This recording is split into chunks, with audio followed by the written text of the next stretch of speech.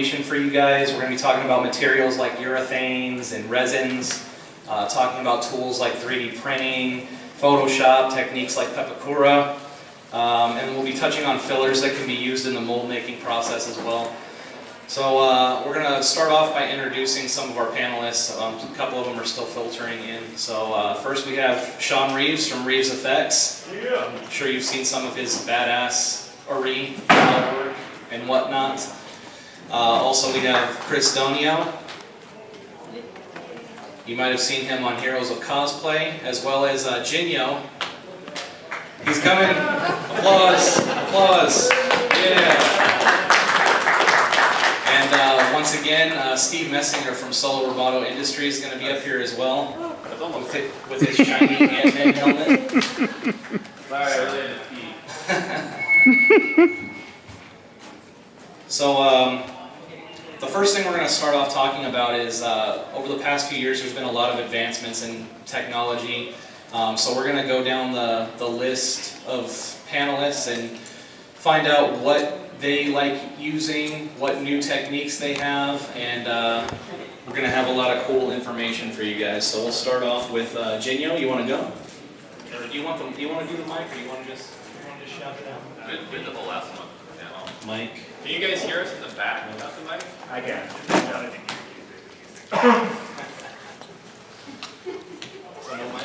Now we can see it. Okay. You guys can hear me. There's a, like a wishy-washy back there. Here, it's down. You want to say? Okay. I would say new technologies for cosplay. You know, my favorite is actually Photoshop. And it's not just, you know, to make my pictures look better. I use Photoshop for planning a lot of my costumes. I use Photoshop as a measuring tool. Accuracy is incredibly important when reproducing costumes, especially costumes from live action. And a lot of times when all you've got is photo references, you need to take measurements off of photos, and there's no better way to do it than Photoshop. Also, for doing simple geometry, it's really useful because you've got to convert a two-dimensional object into 3 dimensions. So I like using Photoshop, and it's also good for things like if you don't embroider, you can make something that looks like embroidery in Photoshop and make it as a like an iron-on, you know, and put it on your costume, and it looks like you've got an embroidered patch. Things like that. You can fake textures with Photoshop, and you can print them onto fabrics, or you can make iron-on transfers. I really like Photoshop. For me, it's basically the chemicals that are available now that weren't available 15 years ago. So there's a company, Smooth On. They make these little starter kits for resins, rubbers, and it's basically enabled people to really create props that are high-end and durable, as opposed to doing things in latex or plaster. The resins and the rubbers that are available now really can help create a costume that is screen accurate, durable, and it's not a ridiculous expense. It's something that's actually very affordable to do. So, I'm gonna basically echo what you just said. This Ant-Man helmet I've got up here is made out of Smooth On Onyx. It was cast from Smooth On Rebound 25, which is silicone. Yeah, the orange stuff looks like creamsicles. It always makes me really hungry. Because you mix it, it's orange and white, and you mix it up, and then it really just looks like creamsicles. It's not good when you have like 4 hours ahead of you. yeah. I mean, this is what we're talking about. Yeah. So this is 300. This is the quick stuff. I usually use like 300, 320 is the same version of this stuff. It mixes up, turns white. This actually, this one is 300. The second one I made was Onyx, which is black. But it's I started using that stuff, and I'm fortunate enough with where I live in North Hollywood that I'm 5 minutes from a Reynolds Advanced Materials, who is an official smooth-on retailer. Yeah, I mean, so I can literally just walk into the store and be like, which of your 18 different urethane resins would be good for this application? I tend to use, it's cheaper when you buy more of it, and since like I make a living doing this, I tend to go through a bit of it, so I don't get to experiment a whole lot, but when I get a new project where I'm not sure, then I like to try out different stuff, and the smooth-on stuff is just amazing. They also have the best tutorials online, because they have video for everything.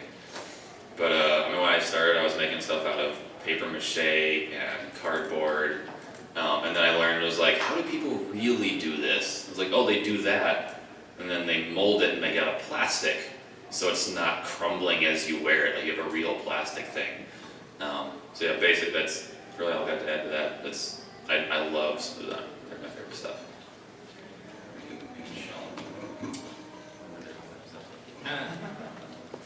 I pretty much work with urethane rubbers. It's a better rubber, I think, than latex, even though there are benefits to using latex. It's a little easier to run. It's just sort of like a pour and dump kind of method. But the only problem with latex is it doesn't have a very long life. It'll break down over time. If anybody's ever seen a really old rubber band, that's usually what's going to happen to latex eventually. Studios use it because it's super cheap. But for cosplaying, especially if you're not going to make it and you're going to purchase it and want it for numerous conventions, throwing it in a suitcase, unpacking it, it's going to wear out. That's why urethane rubber. It's petroleum-based rubber, so it also doesn't shrink, keeps its shape a lot better. It can warp a little bit, but the rubber memory in it is super awesome. So, you know, as long as it's sort of stored properly, it'll be, you know, you won't have any issues with it, like, you know, being distorted or like, you know, flaking or any of that stuff. The only problem with urethanes that, and hopefully they fix this problem, is it's almost impossible to paint it. But you can tint it. That's why primarily I do a lot of Batman characters. So black and blue is very easy to mix. So, but yeah, urethane rubbers. Every once in a while, I'll do something in resin. There's a lot of like little tricks that you can use on resins, especially if you're going to make something polycast. You can, like, you know, add additives to make it thicker, Cavasil, and if you want to go even cheaper, you can use baby powder, speed it up. My molds are primarily just silicone and fiberglass. I do a lot of rotocasting by hand, so the lighter the mold, the better. So stone molds are just out. That's another reason I don't use latex. So Let me jump in here. yeah. There you go. When he's talking about a mold, this is the fiberglass. You want to explain fiberglass? Yeah, fiberglass, well, at least how I do it. I usually do a gel coat, and then over that, a gel coat is basically a thickened epoxy. It's like thicker Hershey's syrup, kind of like that. It'll hold the vertical surface, especially if it's not laying down flat. If you have like say this is a sculpt, you can just like brush it on, it'll hold. Usually kicks in about 35, 40 minutes, depending on how hot it is outside. And then over that, usually I do 2 thin coats of epoxy, no filler, it's just runny. And then I stipple it and basically tap glass fiber. You can use chopped or cloth. I think you This use is cloth. It's cloth, yeah. Or no, this is Chopped. strand. Strand, yeah.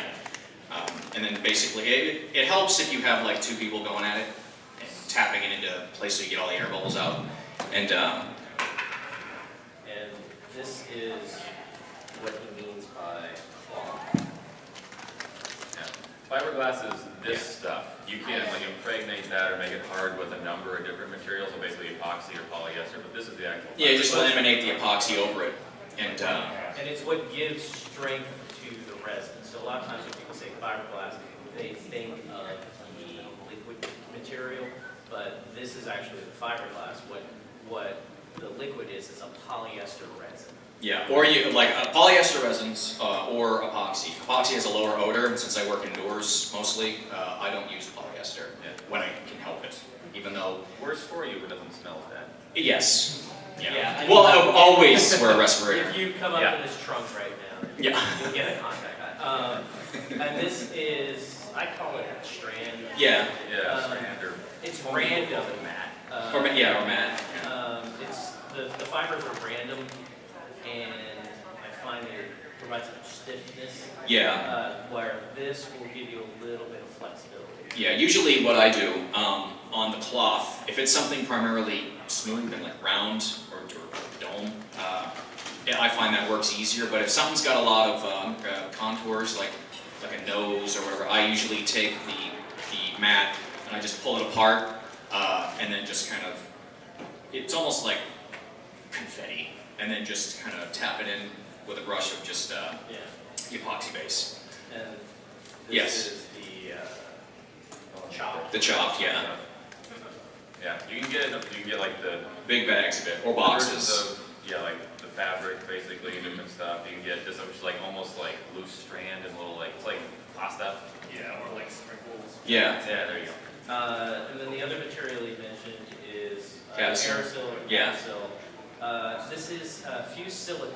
It's inert, so it doesn't react to the material that's put in, or it doesn't inhibit its catalyzing. So it's great for thickening rubber as well as resin, to the point where when you're training somebody, you kind of use like a food analogy, where you're like, okay, I need it to be as thick as syrup, or I need it to be as thick as icing. So you can keep adding this material in, and it will get to a point where you've added so much that you've changed the viscosity of the resin to where it's nice and thick. You can just trowel it on. Yeah. Yeah. Another thing that I learned the hard way is when you use any thickeners on rubbers, it decreases the durability. Especially if you're going to make a cowl. I thought I was smart once. I was just like, oh, I'll use less material and thicken it. But then, usually, like a Batman cowl, for instance, mouth's open, and if someone goes to pull it off and they're a little aggressive, it'll snap it. Because a lot of the rubbers that I use, there's different shores. I use one that's about right in the middle. It's usually a 30 shore or 40 shore. I find 40 shores kick a little bit better, a lot easier to run. 30 shores a little bit more thicker. 40 shores have a little bit more plastic in them. That's like the toughness of Yeah, like a 30 shore would be more stretchy. But then the lower shores you go, if you go to like a 20, you'll get good castings. They'll be really stretchy, but then they get linty and harder to clean. The higher shores I find are just easier to manage. That's why, and again, Chris was mentioning Smooth On. They're awesome. I can't recommend them enough. And I'm lucky enough to I don't live as close as you live to them, but I'm it's, yeah, I know. But they're really good about shipping out like that, and especially if they see you ordering a lot, and just oh hey, you want to try this? So every once in a while they'll have a new rubber or a new plastic, and they're usually pretty good about those trial kits that Chris was showing. They'll offer them, especially people who are learning. They do a lot of the conventions, a lot of monster conventions, and I'm actually shocked in the booth here. But they're realizing cosplay is kind of like a thing, so they're catering to that a lot more, which is good. And these little trial kits, you can find them at Blick Art carries them. I don't know if Blick up here. Once in a blue moon, Michaels will have one or two of them. They obviously don't have everything because there's literally hundreds of those, but they'll have the basics. So if you just want to try something, you can get the little trial kits for $30. And as he said, I know we're sounding like the advertisement for Smooth On, but They're so easy. Yeah, they've really made it user friendly. They've done it to the point where they have their tints. If you when you buy a kit, it comes with a data sheet, and in this data sheet, it will basically tell you setup times, what to add, temperatures to pour at, which is also very important. You guys are very lucky being in California because of the humidity, where in Georgia, the humidity will just, so you want to work in an open environment, but it's humidity or it'll just mess up casting. Yeah, well, in a number of years I lived in Boston, so the winters are harsh, and that stuff's set up in Boston winters. So It's, like he was saying, it's super user-friendly, and there's certain products I will keep using, because like, one time we had like an ice storm, and I had to like finish molding something, and like the silicone, they even give you the warning on the little spec sheet. They're like, will not cure in these conditions. They even put like little warnings in the box, especially if you're on the East Coast. You know, little, this will freeze if you, you know. Yeah, around winter time, anything was like, it's getting cold. Yeah. You gotta keep this up at room temperature. Yeah, and The so, garage. but I've never had a problem with any of the curing, never, unless I mixed it wrong or whatever. But see, that's another good thing about Smooth On, is they call them, I mean, they want you to learn to use their products, so you know, keep coming back. So they're really good about explaining it, not like algebra, you know what I mean, like really easy. And the majority of their stuff, unlike, because you can buy like generic and other brands of silicone and resin and all that stuff from other places for a lot less money sometimes. We get what we pay for though. Most of the, like, one of the reasons that Smooth On is so easy is the majority of their stuff is mixed by volume. It's usually like 1 to 1 or 2 to 1. So it's like you take 2 cups, you use eyeballs, they're the same height, and you're good. That's all you have to do. You don't need to get a scale, you don't have to measure it. There's a handful of things that you still do, like the clear resins and stuff, but most of it's just really, really, and they give you, like, there's a little bit of wiggle room in there, so it's a lot of it's tough to mess it up. Were you gonna do a demonstration? Yeah, I was gonna do a demo towards the end, while these guys So what talk. we'll do is, like, 10 minutes? Yeah, 10 minutes. So during those 10 or 20 minutes, we'll field questions from you guys while he's doing the demo, that way you guys can see what's going on. But the other product that I've actually come to love is, it's called MDF, and it's a fiber board. So if you were cutting a pattern, let's say for like your utility belt, you can go get MDF, and it doesn't have any grain the way wood does, so you don't have to actually try and hide that. It cuts very clean, it sands well, it takes paint well. So what you can do is, It's basically sawdust held together with formaldehyde, so it's really, really dense. So they make like speaker boxes and stuff out, so it doesn't squish or change with heat a whole lot. so this was a belt buckle for a Star Wars character, and all it is just MDF that's been cut, and then I went ahead and just made a simple mold box. And this is actually a urethane rubber, which is a little bit cheaper, but the problem with urethanes is they break down, and they have to be they have to be released. So by release, you spray a mold release agent, because if you were to pour resin in here just into the rubber, the resin would actually kind of fuse with the rubber and start to tear it apart. But because I have a tendency of doing like large life-size projects, this is a little bit, this is an inexpensive way of doing sort of monument-sized stuff. So there's still really good rubbers, but you have to take care of them a little bit more. But with MDF, you can prototype things really simple and easy. I don't know if you guys use. I'm working on a project right now. I'm making a steel sword from Skyrim, and the entire thing is MDF. And once I'm done, it's gonna have like a dozen layers of primer, but it'll get molded and stuff. But the whole thing was made out of MDF, just because you can get like just really, really fine edges and really nice detail and stuff out of it. Just to clarify, is it a very big frame? Yes. And you can buy that at like Home Depot, and it comes in, the other great thing is it comes in everything from like 1/8 of an inch up to an inch thick. And you can buy it in like little like 2x2 sheets up to a 4x8 sheet. And you can run a router, you can tool it with a router, you can sand it with a Dremel, because it's really fine. So like you said, it holds detail really well, and it cuts really easy. If you're using it, wear a respirator. Again, it is held together with formaldehyde. I learned this because I was working indoors in my garage. Just sanding it for 3 days, and I went and read about it. I was like, oh, maybe I should wear like the dust mask at least. Because unlike sawdust, it's also got, unlike regular plywood, it's got some chemicals in it. We'll do the safety thing first.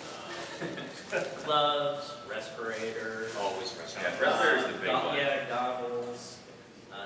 All those, you can use like acetone to clean things off of you, but the problem with acetone is that it opens up the pores so surface, will get into your bloodstream Yeah. easier. So you know, the best way to get residue off you if you are Alcohol. working is, well, I use I usually use scrub alcohol. brush and Yeah. Yeah. orange, what's that, orange?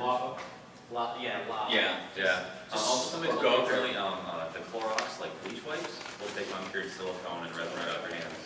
I've never tried that. And I also learned if you are working with fiberglass or resins, take talcum powder and pour talcum powder all over your arms, and the talc will actually clog your pores, but it'll keep that It'll keep it from sticking to you. or getting into your pores. And so it's an easy way of doing it where you just talcum powder and then put a glove on, and that'll help as well. Yeah. I know for what we do, the respirator is the biggest one. Because a lot of stuff that we use is like, it's inert when it's like you open up the bucket, like a lot of like the silicone stuff, it's safe.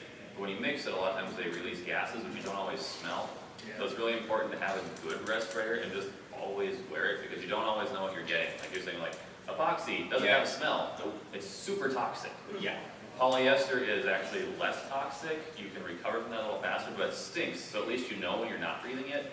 Epoxy, you can't smell it, so you can't tell. So you just gotta be extra careful. Clays. You're a clay guy. Yeah, my clay of choice. There's different kinds that you can use. There's wet clay, which is like a water clay. A lot of effects guys use that because you can go fast with it. And it smooths with water. The problem is it's like a plant. If you don't take care of it, it's going to crack and it's going to just break. Can I make one quick disclaimer? Yeah. We talked about this yesterday. We need to just real quick say that what we do, we're talking like for cosplay stuff, which is very different in a lot of ways from like film industry and movies. Because a lot of what they do, it only has to look good for like a week, 2 weeks, maybe. They have a dozen copies, so if they trash them, they don't care. We're making stuff we want it to last 5, 10 years. Yeah. So it's very different levels of stuff. Yeah, so there's water clay, then there's oil-based clays, plastilines, and that's what I use. I use Chiffon Labotiche. It's got a high melt, so you can like heat it up in the microwave, cut up in little chunks, and it's just easier to get the forms on an armature a lot faster. Once you build that up, then you can start blocking out all your details. Usually I sculpt everything in the profile, always. It's easier to get the dimensions, especially if you're going off of a reference, and I also highly recommend that too if any sculptors are in here.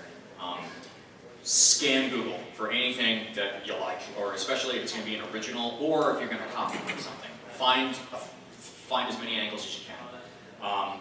Also, if you're going to be doing anything where you want to kind of put your own little artistic integrity into it, just as many references as you can. I have a board in my shop. I just pin it up and I just go through what I like, spin the armature to the side, and then I just block everything out. You can get the nose to mouth ratio a lot easier, and then I usually start from one angle, spin around, and then just kind of get it to match. I know some guys like to start from the center and work out. I don't.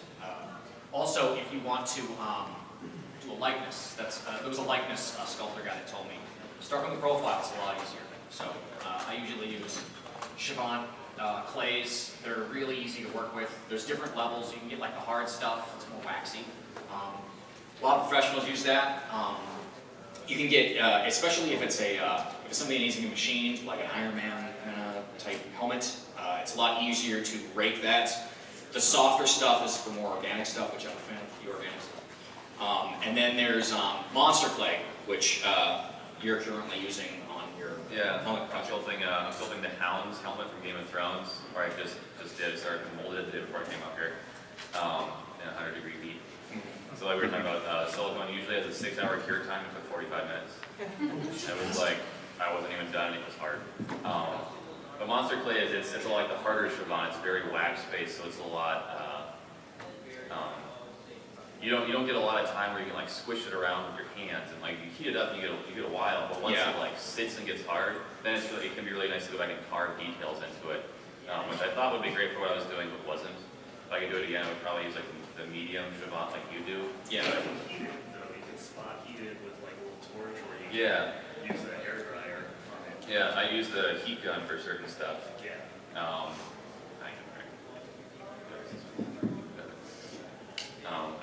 But yeah, Monster clay, it's cool stuff, and like you can microwave it. I think the melt temperature on it's a little bit lower than the Chabot. Yeah. So you can have it be sort of like a cake batter gooey, but not burn your hands hot. So you know, like I have a friend, he fell in love with it before he found out he was allergic to it. He just like mixed it up and he'll just like slather it on stuff. So you Well, just like start out. And, I also find that monster clay, because it's so waxy, it lends itself better for smaller stuff, like a buckle, or like a lot of people tool action figures out of it. It's almost like it's softer than a Sculpey, like the Super Sculpey. But you can't really sand it. It doesn't like dry like a plastic, but it definitely hardens up. And a lot of times there are guys that will use that canned air to like cool it off. So that you can take those cans of compressed air, you can buy it, you know, computers like Staples or Costco. You flip it upside down, and it's instant freezing. Great for like if you're working with Wonderflex or hot glue or. And there's also something that you can do where you can take let's say you're doing a shoulder pauldron, and you've got it to where you like it. You know you're going to mold the one because then you can have both. You can combine wood and clay. There's no reason why you can't basically go, well, I need it to have a nice little curve here. Let me just basically heat up some clay, put it on top of the wood, and smooth it and detail it. And I don't know what you guys like to use for smoothing clay, but generally I'll take like a green scrub pad with some alcohol, and I'll crosshatch with that to get the contours nice, and then refine it with pantyhose and alcohol, and then finally take like a soft bristle brush, and then just paint over top of it until it gets really nice and smooth, and then go ahead and spray paint. That's a question I get asked a lot. How do I smooth clay? How do we get it so smooth? And on the opposite, I don't use the green scrubby pads. Usually my method is I use the red ones. Those are the ones that they use to buff out metal. 3M maroon scrubby pads. What I do is I get the sculpt as clean as I possibly can. I wipe it down with mineral spirits. Just a chip brush, a little bit of mineral spirits, and the 3M scrubby pads. And I rake it, and I just kind of buff it out like you're sanding the surface. It just gets everything a little bit more smooth. Then I have like 2 spritzy bottles. I have one with water, and I have one with alcohol. I spritz it with water, and I wipe it with like a makeup sponge. The little neoprene makeup sponges. I wipe it down, and that'll tell me all the areas that aren't so great. A spritzy bottle with alcohol, that's sort of like, that'll flash. 99% alcohol, so it flashes off quick. Then I go over it with another clean 3M scrubby pad. And it's a process, but it's worth it, because you'll want the sculpt as clean as possible. And then as you start raking it down, because you can only get so far with your tools, but when you start polishing everything off, and water will buff out clay. A lot of times the final, mineral spirits, alcohol combo, the entire surface of the sculpt, and then the very final polish will be water and like the new makeup sponge, and I just start wiping it. Let it rest, and then I just take a lamp, like a little table lamp, and I go over everything and see what doesn't look correct, and just address those issues. And a lot of times I'll just, I usually do 2 molds anyway, do a transfer mold, and then I do a final. But getting the sculpt as clean as possible helps, because it just saves you time from doing it over. I work in a foundry, and he's right. I mean, getting it, when in the foundry, there would basically be, what is 2 minutes in clay, is 10 minutes in wax, and an hour in chasing bronze. So doing what he says basically means that the more time you spend on the clay, it's faster, it's easier, will mean less sanding, less bondo, less fillers. And then when he was talking about the light source, by putting a light source on your sculpt and rotating it, what you try to look for is you'll see a sharp shadow. And when the shadow starts to dip or wiggle, you'll know that, okay, I need to clean this area. I need to remove some of the clay, or I even need to add some clay. And once again, the cleaner your sculpt, the less work you'll have to do on the other end. Yeah, yeah, 'cause basically whatever you don't get done before you mold it, you're gonna have to clean up every time you cast it. And like, you do less than rubber where you don't, what you get is what you get, basically. Like with resin, I like working with resin because if I find out after all that I still miss a thing, I can go back and like sand it out and cover the paint. With yours, you're just, Yeah, it's rubber. that's why I do 2 molds. Yeah, Transfer mold is basically, was that your Iron Man? Yeah, but I brought this because it's a mess up. I actually did not seat the mold correctly. So because the mold was not seated correctly, I got a little dimple. Now this is fiberglass with metal powder, but I can go in and Bondo it and clean it up if I was going to paint it. Because I used metal powder, it's basically, this is just a waste cast. I hate painting. I suck at painting.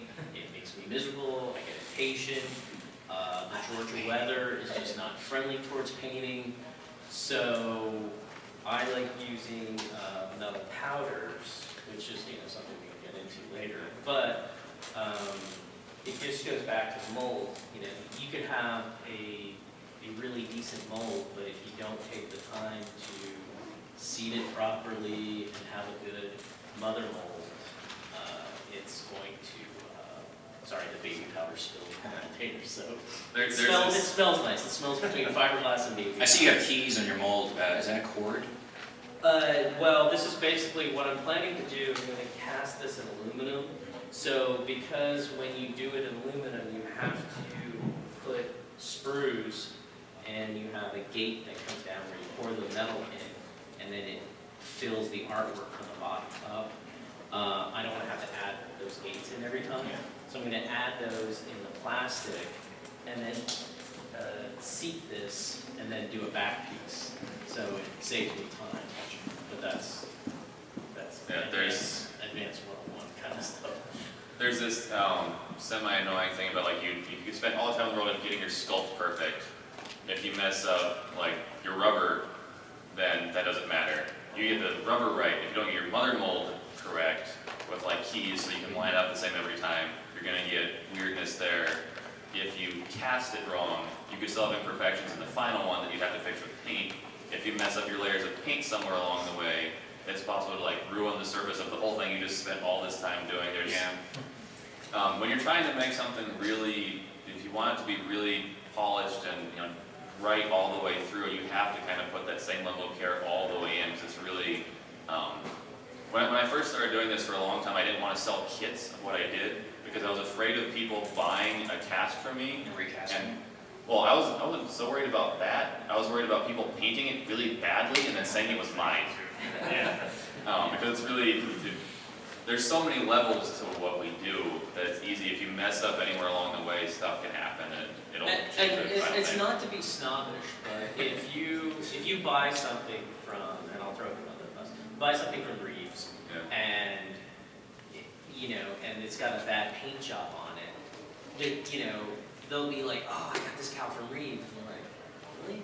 That's the way you painted it? So it's like sometimes when you sell something, of course it's out of your control. The person's bought it, they can do whatever they want. They can buy a Scarlet Witch tiara and bedazzle, and that's their privilege. But it's difficult on our end because we're sitting there like, oh, we spent all this time cleaning it, refining it, Yeah, once it leaves my care, it's like I gotta divorce myself from it. That's happened. It took me a while to get used to that. But I have to, like, why did you bedazzle that? Oh my. but then every so often I people don't think it's for anybody.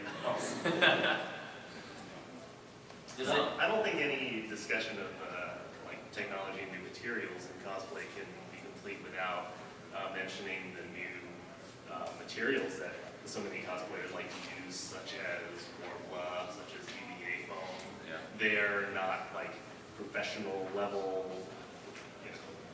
making a brand new car out of fiberglass and everything like that level, but they're extremely popular and they're a resource that's really only come about in the last few years. EVA foam has been around longer, but I don't think it was until, blanking on his name, the guy who did the Mass Effect Will? I know our hair is over the first, Bolton? No. No, it wasn't. But basically, when Matt hit the internet and he had done like these compound curves out of EVA foam, it kind of blew people's minds because they realized that there's this inexpensive material that you can get a lot more out of than people realize. Like Will W.M. Armory is a friend of mine, and he made a living for over a year making nothing but Mass Effect armor out of foam. Paid his rent for like literally over the entire time he was in Los Angeles. They just moved to Seattle, and he's still doing it. Yeah, renting But- Los Angeles isn't cheap. Yeah. And he worked with foam all the time. He got really, really good at it. Foam is a great material to use just because you've already got volume.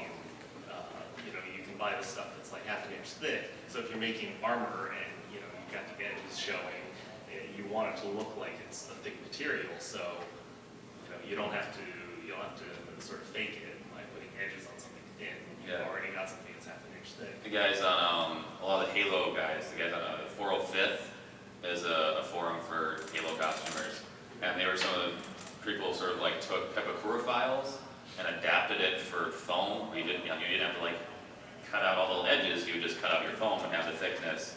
And they got really good at that. And I think somewhere around there they put all that out publicly, and that was when a lot of stuff started to really blow up with that because it's as like the end user person like making it, it's so cheap in materials. Personally, I hate foam. But again, I make a living making stuff, so it's really cheap to buy. Like I will make my own personal stuff out of it, but it takes a long time. It's really labor intensive. Yeah. So that's what I found. It's just quicker for me. Well, I'm a sculptor, so I'll just sculpt it. It's faster for me to do that than cut out the pieces. A lot of this is going to be like there's always personal preference and Yeah. skill set. Like I've been sculpting this hound thing. Like I'm up to like 60-something hours of time in it because I'm really slow. I've learned. I didn't think I was slow until I started. Or it's just like he'll knock out a Batman cowl. It's about 2 days. But then again, it's like I've been doing it for a while, so it's like, and I do my sleep. And basically, it's after you do a few of them, it's sort of like it's like just like a routine. Yeah, just kind of like, play on armature, rakes, and then it's like, where do I want to go? And then I throw the ears on it, clean it up, and then like day 2, it's sort of like, I don't like that, and then just change it. But yeah, it takes it. But see, then again, from a sculpting standpoint, I usually I'm not really copying anything specifically. I'll be inspired by it, but I always sort of like put my own artistic liberties into it, which kind of makes it it's a little bit more freeing because you don't have to be so accurate unless you're specifically hired to copy something. But most of the time, especially with 3D printing, that's another thing which we don't talk about. 3D printing. Yeah, 3D and CNC. There's a love-hate with that. Love is easy. You can just render a file, send it to Shapeways, and you get a thing. And then you clean it up, and then, oh my god, look, it's done. However, there's a fit issue, because I know this is cosplay, but like I talked to a lot of effects guys, because when I first started doing this, there really was no cosplay scene. There was a lot of Star Wars guys. Those were the guys I saw that did and Star Trek. Star Wars and Star Trek were like, they had a cosplay scene. There was a very small superhero scene. So I would just talk to industry guys, and they're not very famous, and they will talk to anybody. You're just kind of like, hey, I like your work in Predator. And they're like, you know me? And so they'd be very helpful in going, well, I do this, I do that, I do this. But with 3D printing, I talked to a guy, Dark Knight Rises, Bane's mask, started as a sculpt. Most of it was sort of just basically the front, the sides. They basically had it on Tom Hardy's cast. Then they went in and scanned it, had a guy correct it in a program, and then they printed it. But it started as a sculpt to get the correct fit. And a lot of times they had to reprint it a few times because it would fit weird. So there's a lot of fit corrections that they do with 3D printing, whereas they just sculpted it. They could you know, they would be able to get it probably a lot faster than, it just takes a lot of money to 3D print, Yeah, especially like, to get it wrong. Like Legacy FX, the people who do like basically all the Marvel movies. Yeah. Everything they do is sculpted in a computer. They scan people in 3D, so they don't even like, it hardly even do life casting anymore. Yeah. And I mean, that just goes back to growing up, we had magazines and art of books, and you could see a lot of how things were done by just looking at the pictures and then piecing it together. But now, they're actually putting that stuff up on YouTube. So you can go to, Legacy has a YouTube channel, and you kind of see how they're putting things together. They just did a great one on their RoboCop suit. Yeah. So that was great to see the combination of modern technology and the artistry that the shop still needs to create these suits. But that also goes to, I assume everybody's local to San Jose? Yes? Okay. Bay Area. You guys are so lucky because I was walking past Psycho Donuts and I saw Tech Shop. Literally, Tech Shop is a Kinko's for builders. They have industrial sewing machines, they have silk screen, they have 3D printers, they have CNC machines, they have metal lathes, they have paint booths. And for a day pass or a year pass or whatever, you can go and use those facilities to actually create the stuff that you would like to create. So we don't have anything like that in the Atlanta area, but to see a maker shop, I got giddy. I know San Francisco has like 3 big ones where membership is not expensive. Even in LA, we have, I think, 1.5. We have one that exists and one that's partly in the works. Sounds like in LA, Riverside has one. Yeah. Isn't there one that just recently closed or something? Oh, possibly. Okay, so maybe we're down to just half of one. Well, it's like Los Angeles has hardly any, but like from like I live in North Hollywood, and they're like in Hollywood, they're still nearly an hour away from me. So it's like San Francisco here. There's tons of that stuff. Yeah, and the which is great thing about that is if you need to use a tool like a bandsaw or a jigsaw, every time I get a job, I try to save up and buy a tool after that job, so it helps move things faster. But that becomes overhead if it breaks down, and to basically be like, okay, I can do a lot of this stuff in my living room, but some of the stuff I can't. Get the day pass, go do all the stuff you need to do in that facility, and then you're not paying for the tools. You're not paying, you're just paying to actually use the things that you need to do, and you'll find that it'll be more enjoyable because there's nothing more frustrating than going to use a tool and the blade breaks, and now you've got to go trek all the way across to a Home Depot, try and find what you need. It's like having a friend who has the tools but also knows exactly how to use them all and won't get mad at you for asking a bunch of questions. Yeah, so that facility right there is, I'm completely jealous. Should we talk about some of that stuff like CNC and? Yeah, definitely. I've just started using. I'm still conflicted about like 3D printing and CNC stuff. CNC is basically it's like 3-dimensional routing. It's like you basically give a computer file and say like carve this out of wood for me, or foam or plastic, and depending on the quality of the machine, you can get really good detail. I actually at my booth. I've got a couple of swords which are cast off, so you're talking about I tried to cold cast and they didn't work. That started out as a CNC thing that a friend of mine has access to a CNC machine, and he carved it out of foam, and then I just like polished it up with Bondo and smoothed it, and now it looks like a sword. And 3D printing, same sort of thing. I have a couple of things where I've gotten little stuff where it's like, I try to only do it for like really detailed stuff, like these were gemstones. Like I do not want to have to figure out how to hand carve something with like 87 facets on it that's only this big. Like I could do it, but it would be the worst thing in the world. I can just like, I already have a 3D, like it came from a 3D file, so I make them like print it. So just print it for me, I'll sand it smooth, and now I have it. It's like, so I really enjoy making stuff with my hands. So I try to only do it for stuff that's going to be miserable, the stuff that I don't want to make. it's like, a lot of things we do, like, it would be possible, like, you could sculpt, like, if you got really into ZBrush, like, you could sculpt a whole cowl and have somebody, like, print you the master, polish it up, but it would be, it's Well, not the same thing. I've actually been offered, I master copy all my work, just so I have, and just in case the molds break down, which they eventually do. I try to pick silicones that have a long library life, because I like the molds really just wear out. So having a master copy of something is a lot easier in case you need to remold it.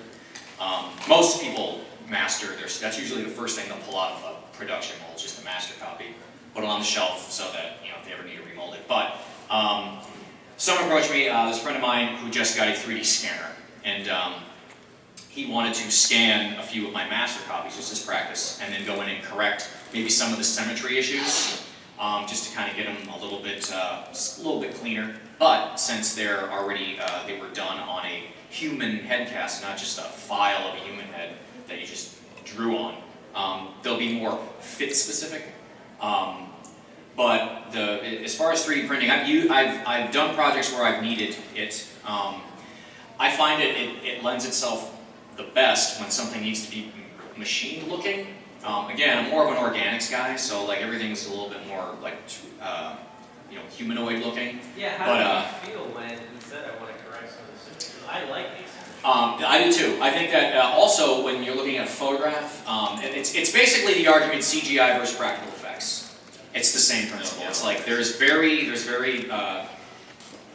something charming about having something with character rather than something being very static and very polished and clean. Case in point, like an Iron Man suit looks great. It's nice, polished, clean, but in my opinion, it doesn't lend itself for like a bat suit. You know what I mean? I like a more organic looking bat suit. A lot of video games have and that's another thing. A lot of video game companies, they render that stuff, so people get their hands on a file 3D printed, and it's drawn on a just impossible human body frame. So when they get the parts, they're like, this is huge. I've seen some guys printed, and they're like this big. Just because the character in the game is enormous, so they try to size it down, but it'll always pinch the side of your face weird, so there's always going to be corrections. And usually what ends up happening is they'll have to print it like 3 times before they get it right. So it ends up being, because those prints are not cheap. Symmetry is the other reason that Yes. I love that stuff. Because like you're saying, like you need something that needs to look like either like machined, or like if you want like these like crystals or swords, weapons, armor. Yeah, where you want like, especially if you got like really obnoxious symmetry, that's when the computer can be really, really nice. Yeah. It's like I could do this, but like you need it to be perfect. When you want something like perfect, that like almost artificially perfect, that's when I guess that's when CNC and 3D printing can just be really nice. Well, it's also great for sharing files.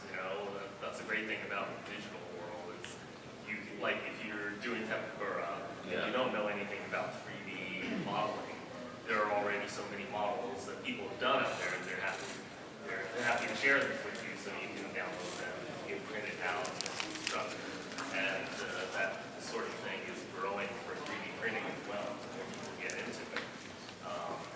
Yeah, and there's so many resources on. You don't have to own a 3D printer.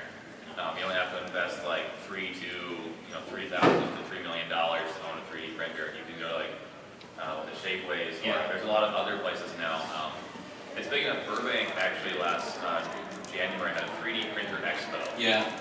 And I went to that just to go see it, and it was packed with people. It was tons of people, and there was companies there that would like, if you needed something that was like completely polished, like iPhone perfect, and you had the file, you could pay to have it come out flawless the next day to you if you got it done like by time, as long as you're willing to pay for it.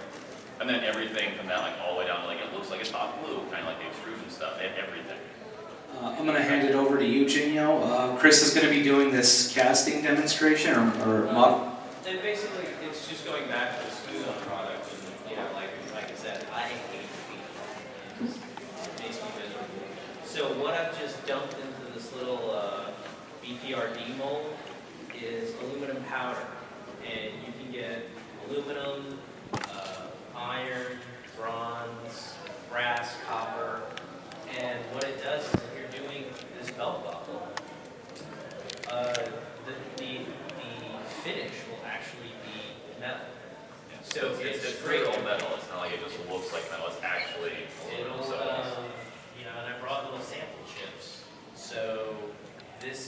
nickel silver. This is iron. I just left it outside. It rusts. It's magnetic. And this is bronze with a green patina. So if you want something to look weathered and real, and you're not a fan of painting, it's a way to accomplish that look. And it's still plastic, you know. So you get a really good look, something that has makes it grounded. And it's actually metal, I feel like that one's rusted, so you can make real world effect, you can rust stuff. The aluminum, you can polish it with metal polish, you can brush it out so it looks like brushed aluminum. You can do all the stuff that you would do with a real metal object, except that you get to pour it out of plastic and not have it weigh nearly as much, and you can sculpt and all that stuff. It's really cool. I've only recently started using metal art, and it's really, really nice for a lot of things. Yeah. And obviously, you can do something like this at home where you can't necessarily, unless you have like a foundry in your garage, you're looking for actual metal. Yeah. At home.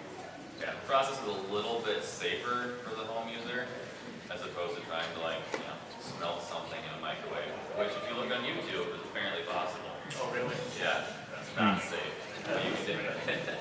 Was that just poured into the mix or into the actual mold first? Depending on Okay. Yeah, depending on the material. So with polyester, you actually add the metal to the resin. With the smooth-on products, it's just a surface look. So if it gets scratched, the resin. Some of the smooth-on stuff, like they make a semi-clear, it's called Smooth Gas 325. You can actually, you can mix the powder into that, and then you really have to go at it. But if you take some mineral spirits, you get to soften up and polish it, you can get it to look like metal. I prefer the dusting to just get just that layer on top, and it, so if you mix it, you can do both. There's no reason you can't mix it into the resin too. You can, it depends on the resin. But like what he was saying, a lot of the clear ones, I would mix it into the resin and then dust them all just Yeah, so you can get some of the scratches, at least it's the same color. Yeah. A lot of times too, there's, I've done some buckles where I've dusted the mold with a bronze, and then I just mix up black and dump it behind it. Yeah, tinted so it's close. Yeah. Oh, I wanted to ask, you guys have done 3D printing, what's the cheapest place? Shapeways. Shapeways? Yeah. They're the cheapest, and there's probably other options that are maybe a little bit more affordable that are startups, but you're just running the risk of, I tend to go with someone who has a little bit more of a reputation. Do they do metal? Do they? I know 3D printers exist that do metal, but they're really expensive. Yeah, anything metal is going to be. Yeah, buddy of mine had a couple of accessories done in metal. That's something where more than likely, if you want metal, you can get CNC or mill. You're going to end up with a similar thing. So here's what the resin looks like. It just has part A, part B. This is the 3D people. And you add the dye to the bead. I don't really do the dye stuff that much. Is there a point where the dye affects the colorization? No, but there is a point where the dye isn't going to get any more colorful. I know with black, if you go over 15 drops, it's not getting any blacker. So I usually just, and that's from the smooth-on guy. He's just kind of 15 is fine. Anything over that is wasting. And in Georgia, we have Publix. Publix has these graduated cups, which are great because you can just do the volume by the ridges. Yeah. It makes it a little dummy. Yeah, and the clear ones are nice when you actually see what you're doing. Apparently we're almost done here. Do we have any questions while he's doing this? Yeah, we've talked about a whole wide range of things. This is not paint. This is actual automotive chrome. I decided, this is a place called Creations in Chrome. They're just north of Los Angeles. Unfortunately, nothing looks like chrome besides chrome. There's a couple of products you can get in a can, like killer chrome, aluminum Light has another one that's really similar. It's like a 3-4 part process. It's It's still easier gonna to just cost make you. it to auto test. Yeah, it still costs you like $150 to buy the system and do it. I paid $200 to have an auto shop do this and clear code with actual automotive clear. Yeah, none of those kids is gonna give you this. Yeah, you can get, underneath, this is Smooth on 300, so it started out white. It's been painted and stuff, so it's all gray on the inside now. But this was, I sculpted this. I started out, I actually started in ZBrush, made a pet file for the base so it would be symmetrical. Bondoed over the top of it like crazy. Sanded it up to 2000 grit. Sanded it some more. Polished it with buffing material compound. Waxed it, polished it some more. And then molded it with Rebound 25, which is smooth on silicone, and then cast it up in the Onyx, which is similar but black. Yeah, you're using quick stuff, which has a hot life of what, like 3 minutes? But you can, if you came up here and feel, you could feel the heat coming off the catalyzation process. So if you get it on your skin, it's going to burn. Yeah. Yeah. Double The- gloves. The faster stuff goes, the hotter it gets. Like, especially the Onyx for this, it gets hot. Like, it'll literally, like, if you have like a bunch of it, like, since this is basically a bowl when I pour it, like, if I just like pour it at the bottom, the smoke will come out the top. Also, a lot of quick cast resin stuff, especially since you did that helmet in quick cast resin. Some of them have a tendency to shrink. Yeah, it's they'll shrink down a little usually- bit. It's minimal, but you'll get, especially if you're doing something very fit specific. A lot of times, anything that kicks off fast will also, I know with rubbers, it'll inhibit the durability. But I think we're out of time. Yeah. So, you guys are like, we're all in this like cosplay alley, this one row right at the closest wall. It's over in the main hall. I've got a table, Part of the bathroom, but, you know, yeah, you can see how quickly you can get something knocked out. yeah, there you go. If you want to come talk to us more specifically about anything, like, see some And more you of this have stuff. like a sheet, and